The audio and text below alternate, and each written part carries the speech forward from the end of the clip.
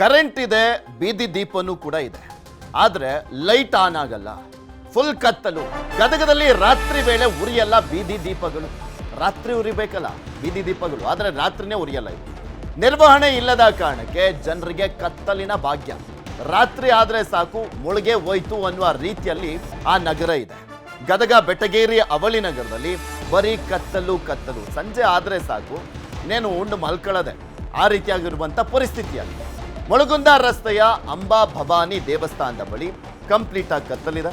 ಅವಳಿ ನಗರದಲ್ಲಿ ಕೆಟ್ಟು ನಿಂತಂತ ಹೈಮಾಸ್ಟ್ ಲೈಟಿಂಗ್ ವ್ಯವಸ್ಥೆ. ಹೈಮಾಸ್ಟ್ ಲೈಟಿಂಗ್ ವ್ಯವಸ್ಥೆ ಯಾವ ರೀತಿಯಾಗಿರುತ್ತೆ ಅಂದರೆ ಅದಕ್ಕೆ ಕಾಸ್ಟ್ಲಿ ನಿರ್ವಹಣೆ ಮತ್ತು ಅಂದರೆ ಕಾಸ್ಟ್ಲಿ ಹೆವಿ ದುಡ್ಡನ್ನು ಕೊಟ್ಟು ಆ ಲೈಟ್ಸ್ಗಳನ್ನು ಹಾಕ್ಸಿರ್ತಾರೆ, ಆದರೆ ಮೇಂಟೆನೆನ್ಸ್ ಇರಲ್ಲ. ಸೊ ಹೀಗಾಗಿ ಮೇಂಟೆನೆನ್ಸ್ ಇಲ್ಲದೆ ಇರುವಂಥ ಸಂದರ್ಭದಲ್ಲಿ ಇನ್ನೇನು ಯಾರು ಆನ್ ಮಾಡ್ತಾರೆ, ಅವು ಹೋಗಿದವೋ ಇಲ್ವೋ ಅದು ಕೂಡ ಗೊತ್ತಿಲ್ಲ. ನೋಡಿ ನಿಮಗೆ ತೋರಿಸ್ತಾ ಇದ್ದೀವಿ ದೃಶ್ಯಾವಳಿಗಳಲ್ಲಿ. ಅದು ಅವಳಿ ನಗರ. ಅವಳಿ ನಗರದಲ್ಲಿ ಕರೆಂಟ್ ಇಲ್ಲ ಅನ್ನುವ ರೀತಿಯಲ್ಲಿ ಪರಿಸ್ಥಿತಿ ಇರುವಂಥದ್ದು.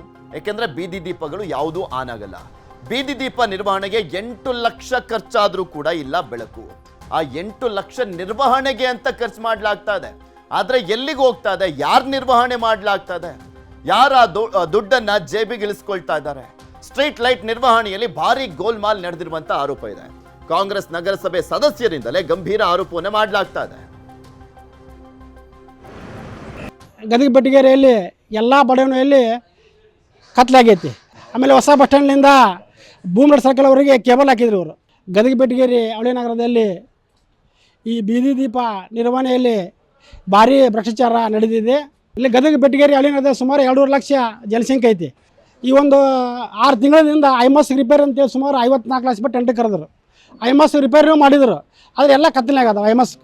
ಆ ಕೇಬಲ್ ಪೂರ್ತಿ ಸುಟ್ಟೋಗೈತಿ. ಇವರು ಗುತ್ತಿಗೆದಾರ ಅವ್ರಿಗೆ ಪರವಾಗಿ ಇವರು ಕೆಲಸ ಮಾಡಕೊಂತಾರೆ. ದಯವಿಟ್ಟು ನೀವು ನಗರಸಭೆಗೆ ಅನ್ಯಾಯ ಮಾಡಕ್ಕೆ ಹೋಗ್ಬೇಡ್ರಿ, ಇದು ಸಾರ್ವಜನಿಕ ದುಡ್ಡು.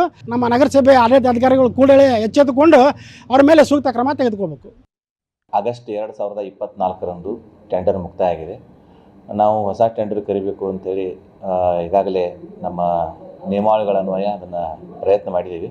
ಈಗ ಆಲ್ರೆಡಿ ಆಗಸ್ಟ್ ಟೆಂಡರ್ ಮುಗಿದ ತಕ್ಷಣವೇ ನಾವು ಮುಂದಿನ ಒಂದು ನಿರ್ವಹಣೆಯನ್ನು ಯಾರಿಗೆ ಕೊಡಬೇಕು ಅನ್ನುವಂಥ ವಿಚಾರ ಬಂದಾಗ ಮಾನ್ಯ ಆಡಳಿತಾಧಿಕಾರಿಗಳ ಗಮನಕ್ಕೆ ತಂದು ಮುಂದಿನ ಟೆಂಡರ್ ಆದೇಶ ನೀಡುವವರೆಗೆ ಈಗಿರ್ತಕ್ಕಂತಹ ಸಂಗಮೇಶ್ವರ್ ಎಂಟರ್ಪ್ರೈಸಸ್ ಅಂದರೆ ಭವಾನಿ ಶಂಕರ್ ನಾಗೂರ್ ಅವರ ನೇತೃತ್ವದಲ್ಲಿರ್ತಕ್ಕಂಥ ಸಂಗಮೇಶ್ವರ್ ಎಂಟರ್ಪ್ರೈಸಸ್ ಅವರಿಗೆ ಅಲ್ಲಿವರೆಗೆ ಮುಂದುವರಿಸ್ರಿ. ಅದಾದ ಮೇಲೆ ನಾವು ಟೆಂಡರ್ ಕರೆದ ಮೇಲೆ ಹೊಸ ಆರ್ಡರ್ ಕೊಡಲಿಕ್ಕೆ ಬರ್ತದೆ ಅನ್ನುವಂಥ ವಿಚಾರನ ಮಾನ್ಯ DC ಸರ್ ಅವರು ಹೇಳಿದ್ದಕ್ಕಾಗಿ ಅವ್ರನ್ನ ಠರಾವ್ ಪಾಸ್ ಮಾಡಿ ನಿಯಮಾನುಸಾರ ಅವರನ್ನೇ ಮುಂದುವರಿಸಿದ್ದೀವಿ. ಇದ್ರ ಬಗ್ಗೆ ಇನ್ನಷ್ಟು ಮಾಹಿತಿಯನ್ನು ಕೊಡ್ತಾ ಹೋಗ್ತಾರೆ ನಮ್ಮ ಗದಗದ ಪ್ರತಿನಿಧಿ ಸಂತೋಷ್ ನಮ್ಮ ಜೊತೆ ದೂರವಾಣಿ ಸಂಪರ್ಕದಲ್ಲಿ ಜಾಯ್ನ್ ಆಗಿದ್ದಾರೆ. ಇಲ್ಲಿ ಸಂತೋಷ್, ಎಷ್ಟು ವರ್ಷ ಆಯಿತು ಅಲ್ಲಿ ಐಮಾಸ್ಕ್ ಲೈಟ್ಸ್ಗಳನ್ನು ಹಾಕಿ? ಎಷ್ಟು ಲಕ್ಷ ಖರ್ಚು ಮಾಡಲಾಗಿತ್ತು? ಯಾವಾಗಿಂದ ಅಲ್ಲಿ ಲೈಟ್ಸ್ ಆನ್ ಆಗ್ತಾ ಇಲ್ಲ? ನಿರ್ವಹಣೆಗೆ ಅಂತ 8 ಲಕ್ಷ ಕೊಟ್ಟಿದ್ದಾರಲ್ಲ, ಲೈಟೇ ಆನ್ ಆಗ್ತಾ ಇಲ್ಲ ಅಂದರೆ ಆ ದುಡ್ಡೆಲ್ಲಿ ಹೋಗ್ತಾ ಇದೆ ಅಂತ? ಹೌದು ಪೃಥ್ವಿರಾಜ್, ಏನು ಗದಗ ಬೆಟಗೇರಿ ಅವಳಿ ನಗರ ಸಂಪೂರ್ಣವಾಗಿ ಕತ್ತಲಾಗಿದ್ರು ಅಂದ್ರೂ ಕೂಡ ತಪ್ಪಾಗಲ್ಲ. ಯಾಕಂದ್ರೆ ರಾತ್ರಿ ಆದರೆ ಸಾಕಷ್ಟು ಜನರು ಸಹ ಕತ್ತಲ ಸಮಯದಲ್ಲಿ ಕೂಡ ವಾಹನ ಸವಾರಾಗಿರ್ಬೋದು, ಜನರು ಸಹ ಓಡಾಡ್ತಾರೆ. ಆದ್ರೆ ಓಡಾಡಂತ ಪರಿಸ್ಥಿತಿಯಲ್ಲಿ ಕೂಡ ಯಾವುದೇ ರೀತಿ ಬೀದಿ ದೀಪಗಳು ಕೂಡ ಹತ್ತಂಗಿಲ್ಲ, ಜೊತೆಗೆ ಹೈಮಾಸ್ಕ್ಗಳು ಕೂಡ ಹತ್ತಂಗಿಲ್ಲ. ಹೀಗಾಗಿ ಸಾಕಷ್ಟು ಪ್ರಮಾಣದಲ್ಲಿ ಕೂಡ ಕತ್ತಲ ಆವರಿಸುತ್ತೆ. ಆದ್ರೆ ಪ್ರವಾಸಿ ಸಚಿವರು ಇರ್ತಕ್ಕಂತಹ ಸಚಿವ HK ಪಾಟೀಲ್ ಅವರ ಕ್ಷೇತ್ರದಲ್ಲಿಯೇ ಈ ರೀತಿಯಾದಂತಹ ಕತ್ತಲು ಕೂಡ ಈಗ ಆವರಿಸಿರುವಂತದ್ದು. ಯಾವುದೇ ರೀತಿ ನಗರಸಭೆಯಿಂದ ಪ್ರತಿ ತಿಂಗಳು ಕೂಡ ನಿರ್ವಹಣೆಗಾಗಿ ಪ್ರತಿ ತಿಂಗಳು 8 ಲಕ್ಷ ರೂಪಾಯಿಯನ್ನ ಏನು ಸಂಗಮೇಶ್ವರ್ ಎಂಟರ್ಪ್ರೈಸಸ್ ಅಂತಕ್ಕಂಥ ಈಗಾಗಲೇ ಆ ಕಂಪನಿಯವರಿಗೆ ಕೊಟ್ಟಿದ್ದಾರೆ. ಆದ್ರೆ ಯಾವುದೇ ರೀತಿ ನಿರ್ವಹಣೆ ಮಾತ್ರ ಆಗ್ತಾ ಇಲ್ಲ. ಹೀಗಾಗಿ ಈ ಒಂದು ನಗರಸಭೆಯಲ್ಲೂ ಕೂಡ ಭಾರಿ ಗೋಲ್ಮಾಲ್ ಆಗಿದೆ ಅನ್ನುವಂಥ ಆರೋಪವನ್ನ ನಗರಸಭೆಯ ಸದಸ್ಯರೇ ಈಗ ಆರೋಪ ಮಾಡ್ತಿರುವಂತದ್ದು. ಅದು ಒಟ್ಟಿನಲ್ಲಿ ಗದಗ ಬೆಟಗೇರಿ ಅವಳಿ ನಗರಕ್ಕೆ ಏನು ಸೆಟಲೈಟ್ ಗಳನ್ನ ಕೂಡಿಸಿದ್ದಾರೆ, ಆದ್ರೆ ಯಾವುದೇ ರೀತಿ ಅವು ಹತ್ತಂಗಿಲ್ಲ. ಆದ್ರೆ ಹತ್ತದೇ ಇರುವುದರಿಂದ ಸಾಕಷ್ಟು ಸಮಸ್ಯೆಗಳಾಗ್ತಾ ಇದ್ರು. ಇವು ಈ ವರ್ಷ ಅಷ್ಟೇ ಅಲ್ಲ, ಈಗ ಕಳೆದ 3-4 ವರ್ಷಗಳಿಂದ ಯಾವುದೇ ರೀತಿಯ ದುರಸ್ತಿಗಳು ಕೂಡ ಆಗ್ತಾ ಇಲ್ಲ. ಆದ್ರೆ ಇಲ್ಲಿ ದುರಸ್ತಿಗಳಾಗ್ತಾ ಇಲ್ಲ, ಆದ್ರೆ ಹಣ ಮಾತ್ರ ಪೋಲ್ ಆಗ್ತಾ ಇದೆ ಅನ್ನುವಂಥ ಆರೋಪ ಕೂಡ ಕೇಳಿ ಬರ್ತಾ ಇದೆ. ಇದಕ್ಕೆ ಸಂಬಂಧಪಟ್ಟಂತಹ ನಗರಸಭೆ ಅಧಿಕಾರಿಗಳು ತಕ್ಷಣ ತನಿಖೆ ನಡೆಸಬೇಕು. ಜೊತೆಗೆ ಈ ತಪ್ಪಿತಸ್ಥರು ಯಾರಿದ್ರೆ ಅವ್ರ ಮೇಲೆ ಕ್ರಮವನ್ನು ವಹಿಸಬೇಕು ಅನ್ನೋಂತ ಕೂಡ ಒತ್ತಾಯ ಕೂಡ ಕೇಳಿ ಬರ್ತಾ ಇದೆ. ಪೃಥ್ವಿರಾಜ್, ಓಕೆ, ಧನ್ಯವಾದ ಸಂತೋಷ್ ನಿಮ್ಮೆಲ್ಲ ಮಾಹಿತಿಗಾಗಿ.